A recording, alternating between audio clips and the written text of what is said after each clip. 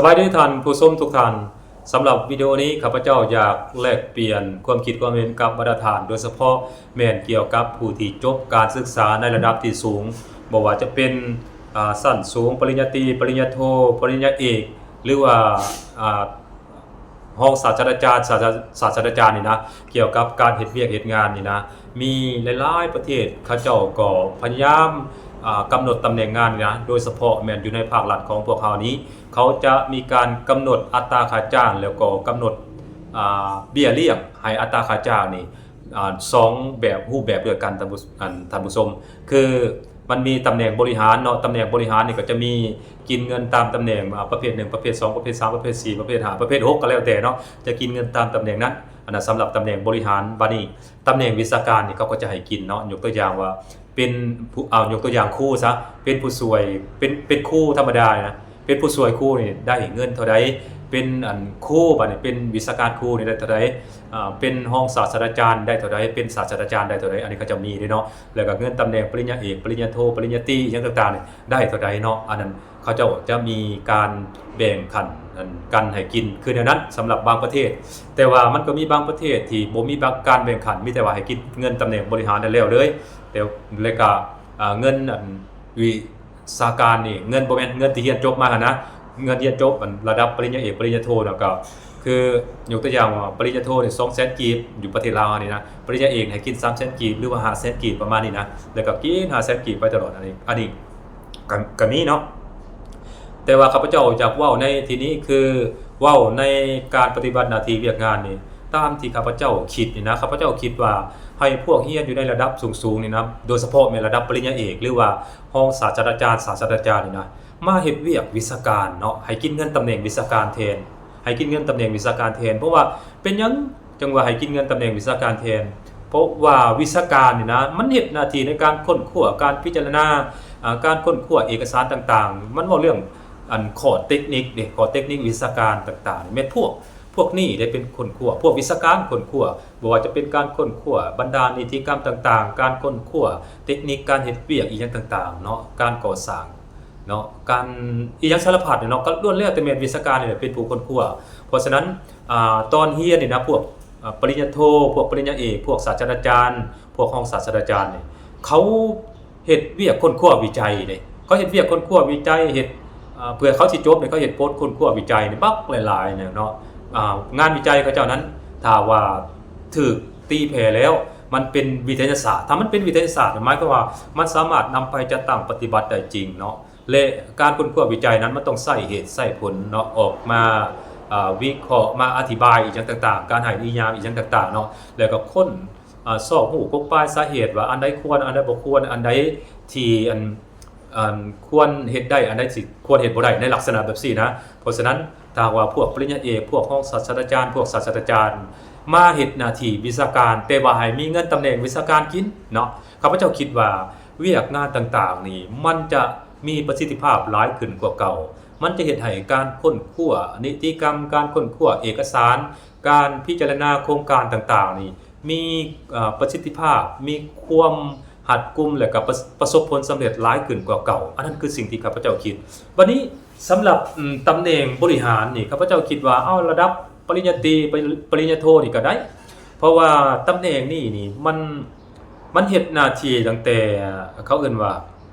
พิจารณาหน่อยเดียวเนาะหมายความว่าวิชาการค้นคว้ามาเป็นที่เรียบร้อยแล้วเรื่องเทคนิคเรื่องวิชาการต่างๆค้นคว้ามาเรียบร้อยแล้วว่า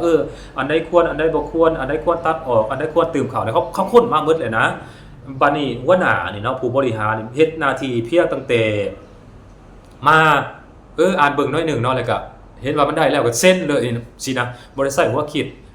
อีหยังหลายพอพิลึกหมายความว่าบ่ได้ค้นคว้า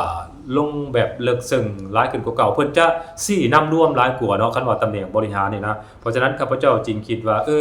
พวกที่รับผิดชอบบริหารหรือว่าคนที่มีตำแหน่งบริหารนี่จบในระดับปริญญาโทนี่ข้าพเจ้าคิดว่าสูงสุดนี่ก็ได้แล้วข้าพเจ้าคิดว่าเพราะว่าส่วนหลายแล้วมันเว้าเรื่องเวียกงานนำพาชี้นำหลายกว่าเนาะมันบ่แม่นคอร์สการจัดตั้งปฏิบัติตัวจริงส่วนว่าคอร์สการจัดตั้งปฏิบัติตัวจริงเนี่ยมันแม่นวิชาการนะเป็นผู้ลงลึกเป็นผู้ค้นคว้าเป็นผู้ออกไปเอาข้อมูลเป็นผู้ไปเก็บกำข้อมูลต่างๆนะมาประกอบเอกสารและให้หัวหน้า นำไปพิจารณาแล้วก็ตัดสินใจนะอันนั้นข้าพเจ้าคิดว่ามันควรเป็นในนั้นหลายๆประเทศเขาก็เหตุการณ์ในนั้นได้โดยเฉพาะแม่นข้าพเจ้าได้ยินว่าประเทศเยอรมันนี่เขาให้เงินพวกวิชาการนี่ตำแหน่งวิชาการนี่สูงได้สูงเพราะฉะนั้นจริงเฮ็ดให้พวกที่เรียนจบมาในระดับที่สูงเขาก็บ่ได้สนนำตำแหน่งบริหารเนาะเพราะว่าเขามีเงินตำแหน่งวิชาการกินอยู่แล้วเนาะเขาบ่ได้สนนำตำแหน่งบริหารและบัดนี้ตำแหน่งวิชาการนี่มันสามารถให้ได้หลายคนที่สำคัญมันนะมันสามารถให้ได้หลายคนถ้าว่าเจ้าเฮ็ดได้เฮ็ดดีแล้วก็เฮ็ดเก่งฮู้ถึงฮู้ท้องฮู้จริงว่าง่ายไปเจ้าก็สามารถได้กินเงินตำแหน่งวิชาการนั้นเนาะยกตัวอย่างว่าเจ้าเชี่ยวชาญเวียกงานได้นึงเอายกตัวอย่างเวียกงานคนควบกฎหมาย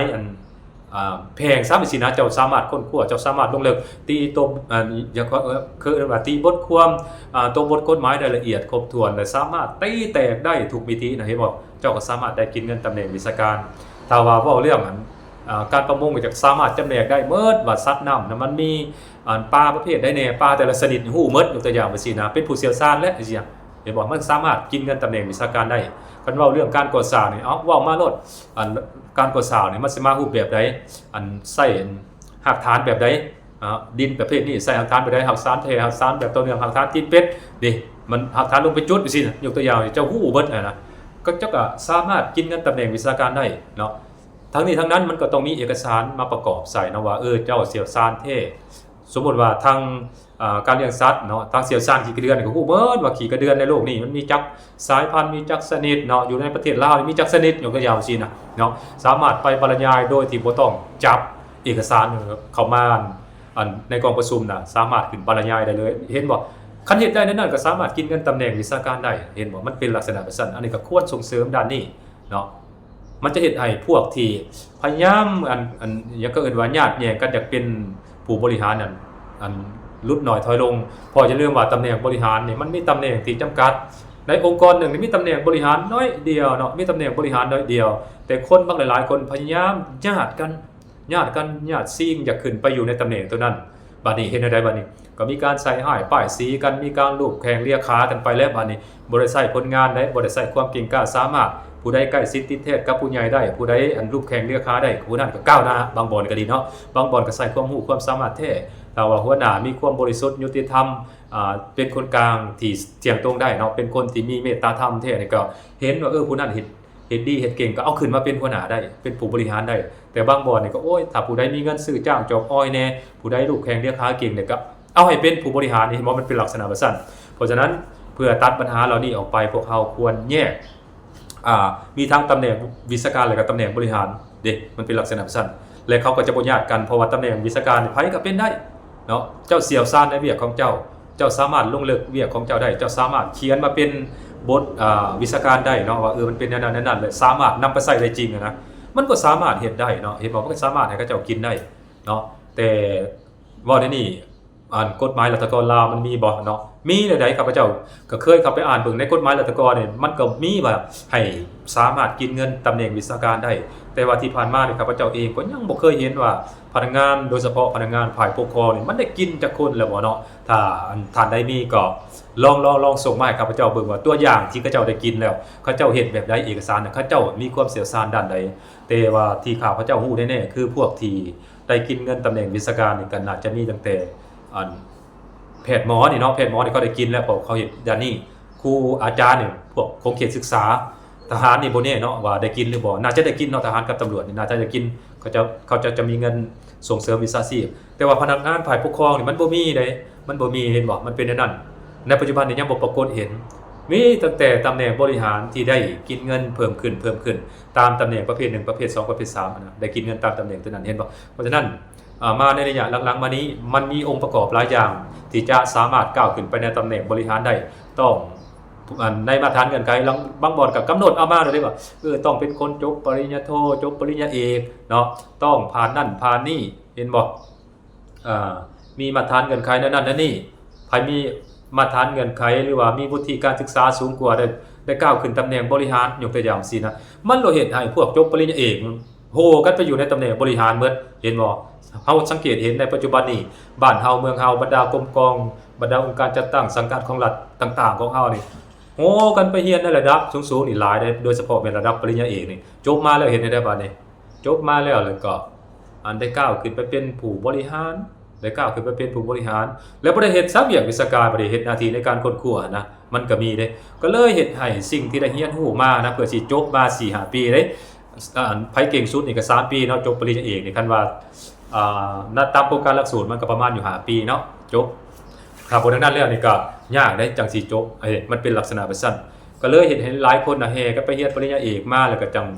ก้าวขึ้นไปสู่ตำแหน่งบริหารสุดท้ายก็บ่ได้เฮ็ดหน้าที่วิศวกรเนาะตามที่ได้เรียนมาหน้าที่ค้นคว้าวิจัยหน้าที่วิเคราะห์วิจารณ์เกี่ยวกับความสมเหตุสมผลของเอกสารก็ดีของโครงการก็ดีมันเป็นลักษณะแบบนั้นเด้เพราะฉะนั้นข้าพเจ้าจึงคิดว่าคนที่เฮ็ดเวียกวิศวการนี่พวกเฮาควรเน้นเอาพวกจบปริญญาเอกพวกห้องศาสตราจารย์พวกศาสตราจารย์นี่มาเฮ็ดเวียกวิศวการแต่ว่าให้มันมีเงินตำแหน่งวิศวการให้เขาคิดเนาะให้มันใกล้เคียงกับเงินตำแหน่งบริหารเนี่ยข้าพเจ้าเชื่อแน่ว่าหลายๆคนก็จะหันมาเฮ็ดเวียกวิศวการด้านที่ตนเองมีความถนัดด้านที่ตนเองมีความเชี่ยวชาญนั้นหลายขึ้นถ้าเฮ็ดได้แบบถ้าเฮ็ดได้ตามที่ข้าพเจ้าเว้ามานี่ข้าพเจ้าเชื่อแน่ว่าประสิทธิภาพในการปฏิบัติหน้าที่เวียกงานของรัฐกรลาวนี่นะหรือว่ารัฐกรภาคเอกชนก็แล้วแต่พนักงานภาคเอกชนก็แล้วแต่มันจะมีประสิทธิภาพเพิ่มขึ้นได้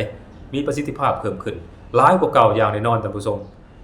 เป็นหยังข้าพเจ้าจึงว่าในนั้นข้าพเจ้าว่าในนั้นก็เพราะว่าพวกที่เฮ็ดหน้าที่วิชาการในปัจจุบันนี้มันมีทั้งพวกที่ถือกับสาขาวิชาเฉพาะที่เรียนมา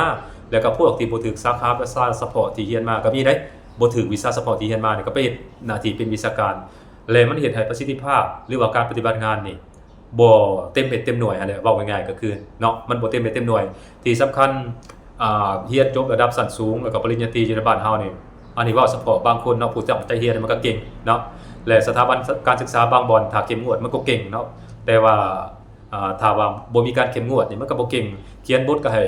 จ้างเขาเจ้าก็มียกตัวอย่างสินะการลงไปค้นคว้าการไปเก็บข้อมูลอีหยังต่างๆนี่ให้หมู่ไปเก็บเอาก็มีเป็นข้อมูลปลอมก็มีแล้วก็มาเขียนใส่ในบทเฮ็ดพอมันคือซื่อๆพอมันจบก็มีเห็นบ่ปัดเวลามาเฮ็ดเวียกตัวจริงแล้วบ่ฮู้หาฮู้10มันก็มีคือกันในลักษณะแบบนี้เพราะฉะนั้น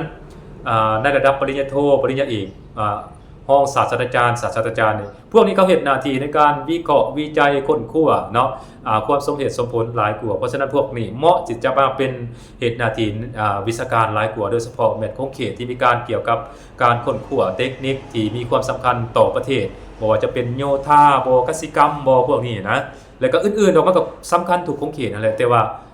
คนคั่วเวียกวิชาการนี่ให้พวกนี้เข้ามาคนคั่วเนาะให้เขาเจ้าใช้ความรู้ความสามารถเขาเจ้านี่เข้ามาคนคั่วข้าพเจ้าคิดว่ามันอาจจะเป็นการดีที่สุดและมันจะเฮ็ดให้เวียกงานวิชาการนี้เดินแบนและสะดวกแล้วก็มีประสิทธิภาพเฮ็ดให้การปฏิบัติหน้าที่เวียกงานของภาคของรัฐเฮานี้มันบรรลุเป้าหมายตามวิสัยทัศน์ตามยุทธศาสตร์ที่ได้วางเอาไว้อันนั้นข้าพเจ้าเชื่อว่าแน่นอนท่านผู้ชมส่วนว่าท่านผู้ชมเด้มีความคิดเห็นใดคิดคือกันกับข้าพเจ้าอยู่บ่หรือว่ามีความคิดเห็นแตกต่างจากข้าพเจ้าไปลองแลกเปลี่ยนความคิดความเห็นนำกันลองเบิ่งเนาะท่านผู้ชมเนาะลองแลกเปลี่ยนร่วมกันลองเบิ่งเนาะสบายดี